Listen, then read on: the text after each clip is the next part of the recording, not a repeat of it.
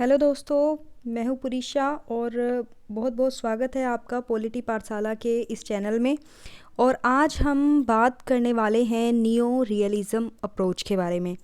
इससे पहले हम दो अप्रोचेस पढ़ चुके हैं जो कि नेट के एग्ज़ाम में लगी हुई हैं। आईआर का आपका जो यूनिट है उसमें लगी हुई है। जो पहला टॉपिक है उसका वो अप्रोचेस का ही है और उसी में से आज दो अप्रोचेस की बात हम कर चुके हैं। इससे पहले हमने बात की आइडियलिस्ट अप्रोच क्या है और आइडियलिस्ट अप्रोच के बाद हमने पढ़ा रियलिस्ट अप्रोच क्या है और रियलिस्ट के बाद हम बात करते हैं नियो रियलिज़म अप्रोच के बारे में कि नियो रियलिज़म क्या कहता है।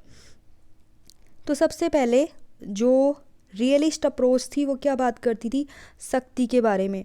और ये इसी का एक रूप है। जो नव यथार्थवाद है वो जो है यथार्थवाद का ही एक रूप है। तो पहले सेकेंड वर्ल्ड वॉर के बाद रियलिस्ट अप्रोच आई थी और रियलिस्ट अप्रोच के बाद जो है नव यथार्थवादी उपागम आया, यानी कि नियो रियलिस्ट अप्रोच आई आपकी, नियो रियलिज़म अप्रोच। ठीक है, अब आगे हम इसमें देखते हैं कि नियो रियलिज़म क्या बात करता है।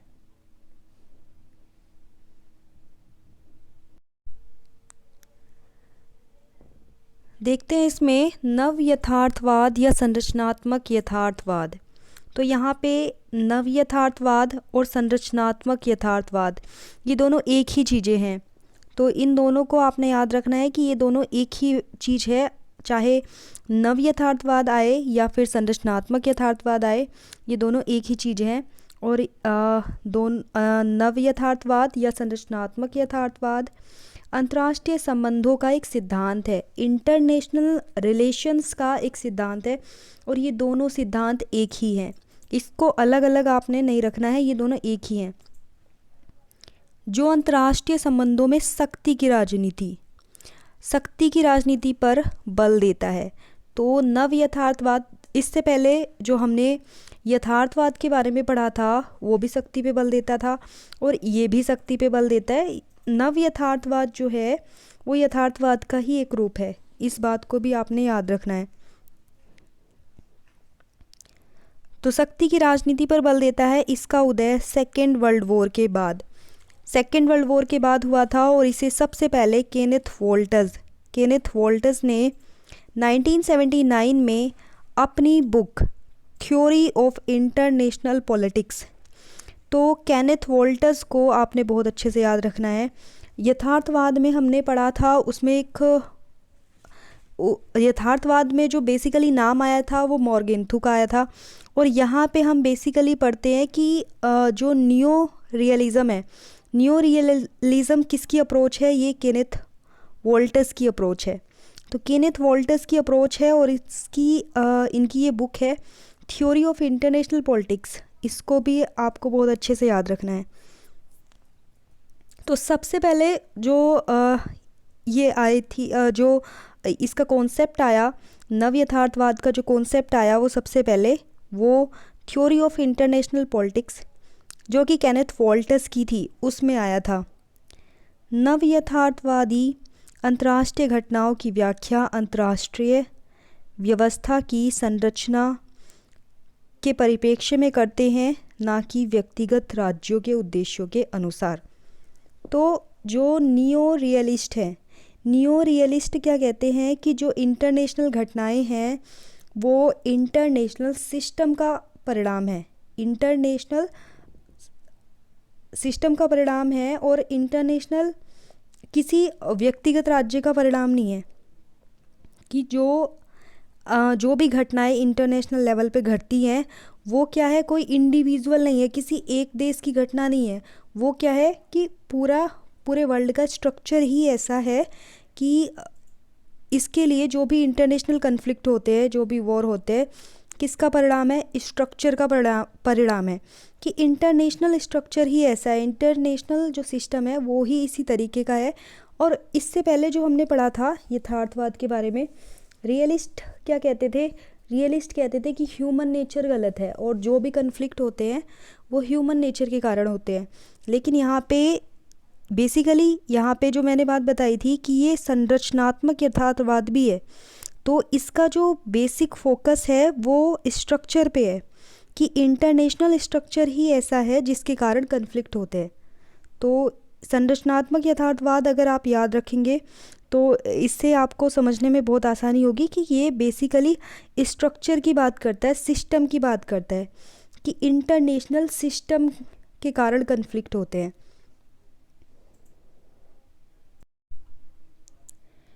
नेक्स्ट हम इसमें देखते हैं नव यथार्थवादी अंतर्राष्ट्रीय संघर्षों को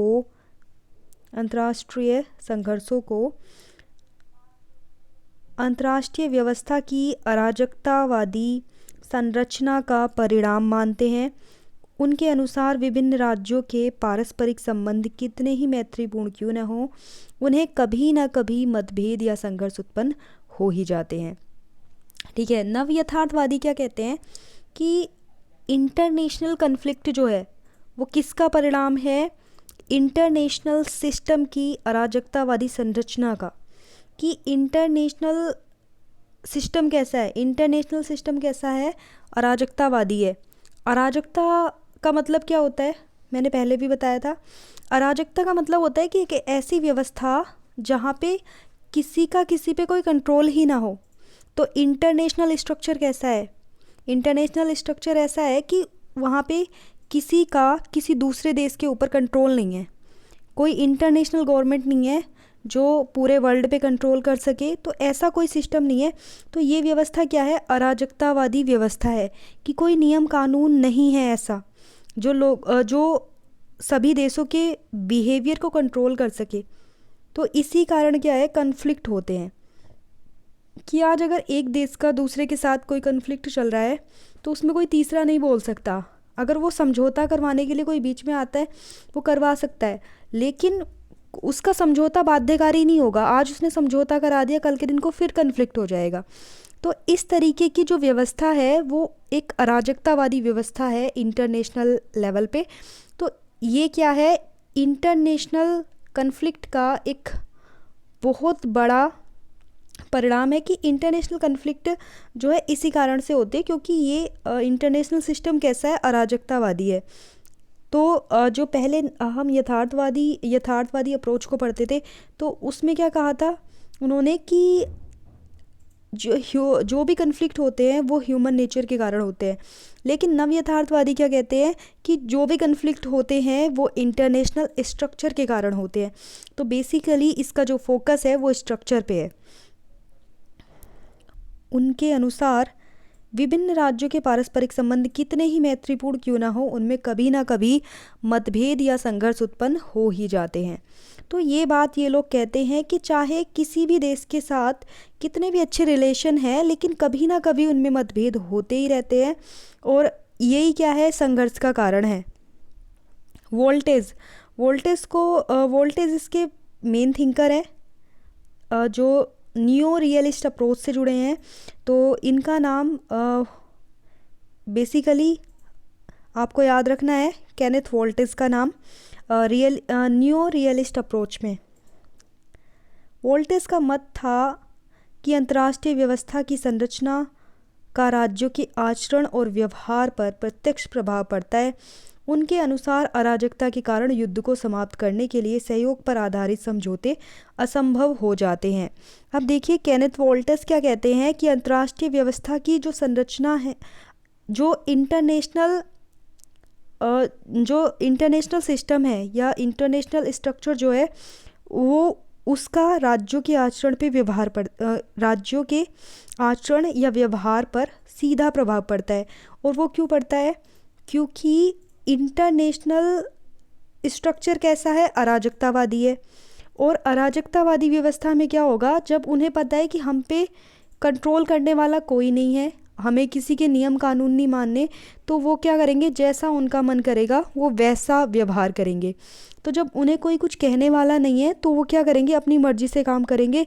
और इसीलिए यही क्या है, प्रभाव पड़ रहा है सभी देशों के ऊपर। तो यहाँ पे इसी बारे में ये बात करता है।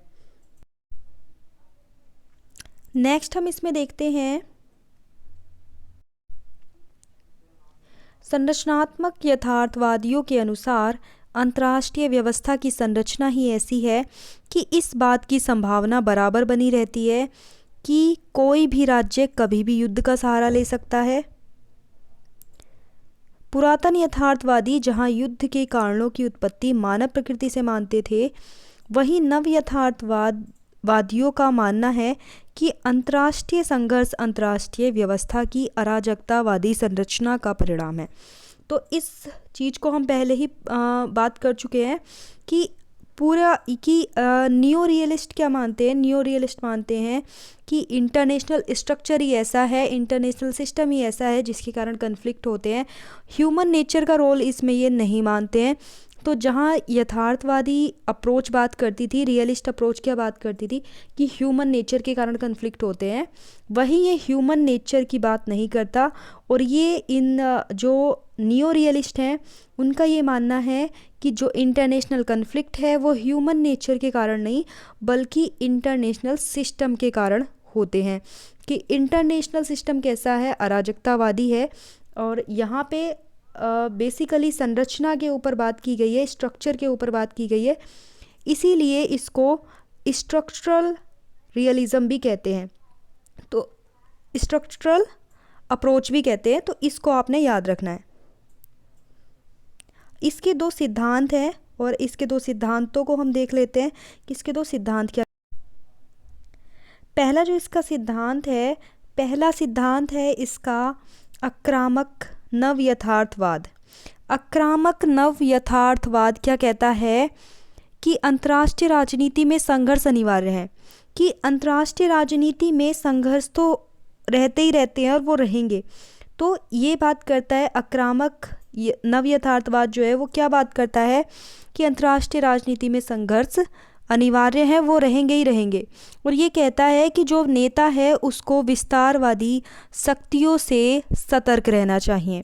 कि विस्तारवादी शक्ति जैसे हम कह सकते हैं चाइना को, चाइना की जो पॉलिसी रही है, चाइना की स्टार्टिंग से पॉलिसी रही है विस्तारवादी नीति की बात चाइना ने हमेशा की है। और चाइना ने यही किया है, उसने तिब्बत पे कब्जा कर लिया और अपने आसपास के एरिया को जो है वो अपना बताता है। और आज वो समुद्र में अपनी शक्तियों को बढ़ा रहा है, समुद्र में अपनी सीमाओं को बढ़ा रहा है।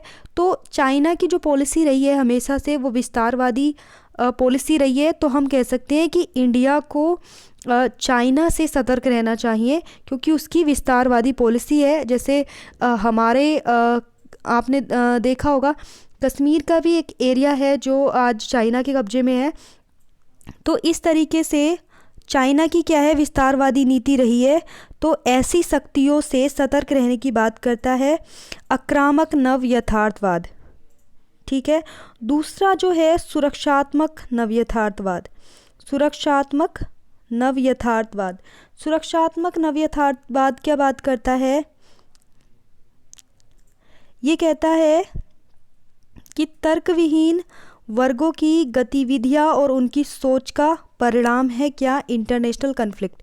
कि इंटरनेशनल कन्फ्लिक्ट किसका परिणाम है, तर्कविहीन वर्ग, यानी कि जो जिनके अंदर रेशनैलिटी ही नहीं है, कि जो रेशनल तरीके से सोचते ही नहीं हैं, उनकी जो गतिविधियां हैं उनका परिणाम है इंटरनेशनल कन्फ्लिक्ट, इंटरनेशनल वॉर।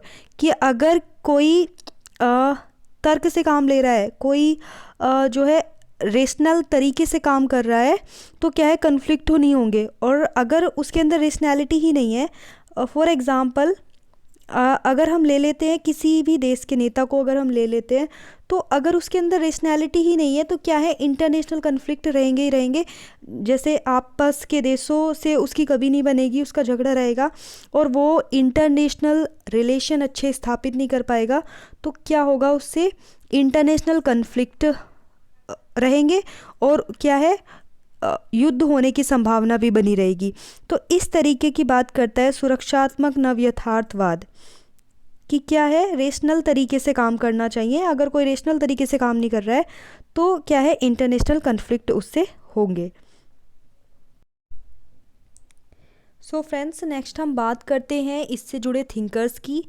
तो थिंकर्स में आपको केनेथ वोल्टिस को तो सबसे पहले याद रखना ही है स्पेशली, क्योंकि केनेथ वोल्टिस इससे जुड़े हुए हैं, और सिर्फ जुड़े हुए नहीं है, इन्होंने ही इसके बारे में बात की है, और इनकी जो बुक है उसको भी आपने याद रखना है।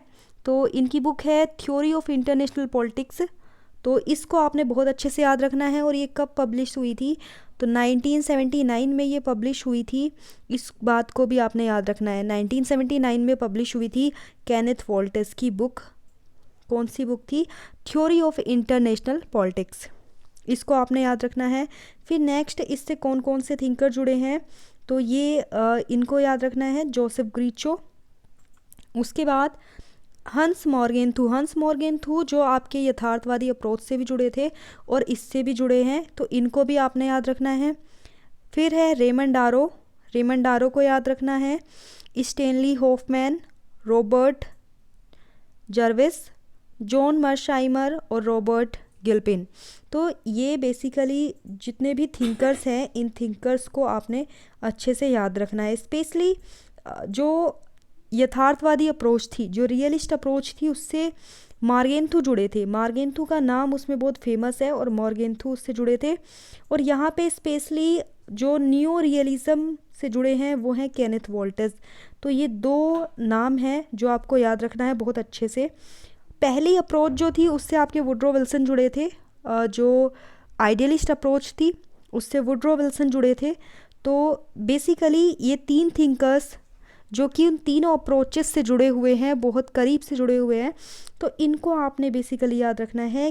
क्योंकि एग्ज़ाम में इस तरीके से भी क्वेश्चन आ सकते हैं कि न्यू रियलिस्ट से कौन से थिंकर जुड़े हैं, एक थिंकर का नाम उसमें दे सकते हैं कि स्पेशली कौन से थिंकर जुड़े हैं। तो इन तीन थिंकर्स के आपको नाम याद रखने हैं कि कौन सी अप्रोच से कौन कौन से थिंकर जुड़े हैं। तो ये बात हो गई इसकी थिंकर्स की। तो थिंकर्स को आपने बहुत अच्छे से याद रखना है। इसमें दो सिद्धांत जो इससे पहले हमने पढ़े हैं इसमें, उनको भी आपने बहुत अच्छे से याद रखना है। अब बात कर लेते हैं इसकी आलोचना की हम। सो फ्रेंड्स, अब हम बात कर रहे हैं इसकी आलोचना की। तो इसकी स्पेशली आलोचना जो होती है, अब देख लेते हैं यहाँ पे। आलोचकों के अनुसार नव यथार्थवाद अपने विश्लेषण के अनेक बिंदुओं पर पुरातन यथार्थवाद से मिलता जुलता है। यानी कि बहुत सारे इसके ऐसे पॉइंट रहे हैं जिससे कि ये जो पुराना यथार्थवाद रहा है उससे मिलता जुलता है। तथापि नव यथार्थवाद का जोर अंतर्राष्ट्रीय व्यवस्था पर है, ना कि मानव प्रकृति पर। तो ये बेसिकली इसका जो पूरा फोकस रहा है नव यथार्थवाद का, वो इंटरनेशनल सिस्टम और इंटरनेशनल स्ट्रक्चर पे रहा है। इसी वजह से इसको इसको एक बात इसकी और आपने याद रखनी है कि इसको मॉडर्न रियलिज़म भी बोला जाता है, लिबरल रियलिज़म भी बोला जाता है और स्ट्रक्चरल रियलिज़म भी इसको बोला जाता है। तो ये तीन बातें भी आपको याद रखनी है। तो बेसिकली जो नव यथार्थवाद का फोकस रहा है वो रहा है इंटरनेशनल व्यवस्था पे, और इंटरनेशनल सिस्टम कैसा है और इंटरनेशनल स्ट्रक्चर कैसा है। तो बेसिकली दो चीज़ों पे नव यथार्थवाद का फोकस रहा है। ह्यूमन नेचर को ये नहीं मानता कि ह्यूमन नेचर की वजह से कन्फ्लिक्ट होते हैं। इसका मानना है कि इंटरनेशनल सिस्टम ही ऐसा है कि वहाँ पे कन्फ्लिक्ट होंगे ही होंगे, क्योंकि अराजकतावादी व्यवस्था है।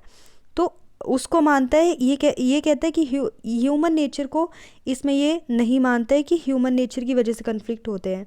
तो ये बात बेसिकली आपको इसमें याद रखनी है। जो पूरा का पूरा इसका कंक्लूज़न है वो यही है। तो इसी बात को लेके इसकी आलोचना भी की जाती है।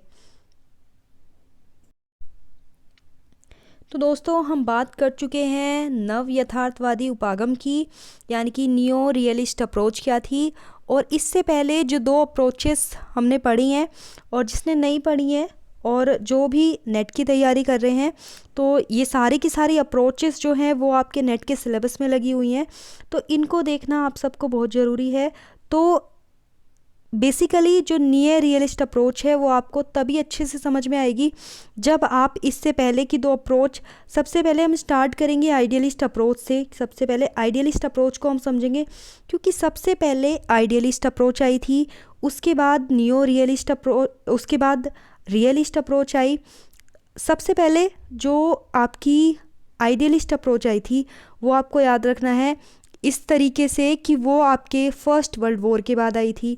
जो दूसरी अप्रोच आई थी रियलिस्ट अप्रोच, वो सेकेंड वर्ल्ड वॉर के बाद आई थी, और ये भी सेकेंड वर्ल्ड वॉर के बाद आई है। तो लेकिन ये यथार्थवादी अप्रोच के बाद आई है। जो रियलिस्ट अप्रोच थी उसका नया रूप है, इसीलिए क्या है, और आज के टाइम पे हम जिस अप्रोच का यूज़ कर रहे हैं, आज के टाइम पे इंटरनेशनल रिलेशन में जो अप्रोच काम कर रही है वो यही है, नव यथार्थवादी अप्रोच। इसीलिए इसको आधुनिक यथार्थवाद भी कहा जाता है, इसको समकालीन यथार्थवाद इसीलिए कहा जाता है। तो आपको इस बात को भी याद रखना है कि प्रेजेंट टाइम पे हम कौन सी अप्रोच का यूज़ कर रहे हैं। तो प्रेजेंट टाइम पे जो अप्रोच यूज़ की जा रही है वो है नव यथार्थवादी उपागम, यानी कि न्यू रियलिस्ट अप्रोच। तो इस बात को भी आपने याद रखना है। तो फ्रेंड्स, आज की वीडियो में बस इतना ही, और अगर आपको वीडियो पसंद आई हो तो लाइक कीजिए, सब्सक्राइब कीजिए और पढ़ते रहिए। So thanks for watching.